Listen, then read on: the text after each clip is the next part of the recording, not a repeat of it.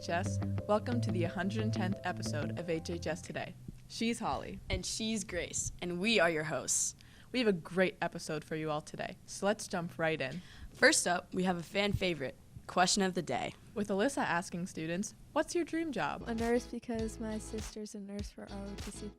Probably an MLB player because I like baseball. My dream job is a physical therapist because I think it would be cool. Trophy wife so I don't have to work. My dream job is to be a vet because I like to help animals. To be an animal trainer so I can talk to animals. My dream job is to be a race car driver because you get a lot of money and it's fun. Thank you. I want to be a neurologist because I want to help people. I want to be a doctor. Nothing specific. Probably like a doctor because I like saving people. I think that's cool. Thank you. Being a doctor. Why? All right, moving on. As most of you know, spring sports are in full swing. That's right. And speaking of swing, next up we have Holly interviewing Miss Carner, one of the softball coaches here at HHS. Who am I here with? Jessie Carter. What is your current role in HHS? I am the English teacher in the tutoring center. I teach 2 English classes, and then I coach 3 sports. What do you like about your role in HHS? I really like how many students I get to work with. I have about 100 students assigned to me, plus with coaching, I have another 70 or so it's really fun. Where did you grow up? I grew up in Hopkinton. What was your favorite part about high school growing up? I played softball, which was my favorite sport to play, and I also did stage managing in the drama club with Valerie, who's still a teacher here, which was really fun. Did you play any sports in high school? I did. I played softball and volleyball. Softball was probably the best experience I've ever had in my life. Coach Simos was my coach, and it has really shaped me into an educator and a coach now. That's awesome. What is different in HHS today than back then? We have a lot more opportunities for female athletes, I think, which is really great. We have the same number of teams, but I feel like females have more opportunities to get involved. If you could give one piece of advice to students in high school today, what would it be?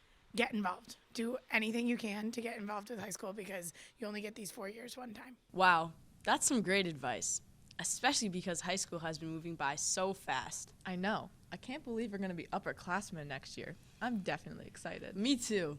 Privileges are definitely going to make my life easier, especially for those Dunkin' runs.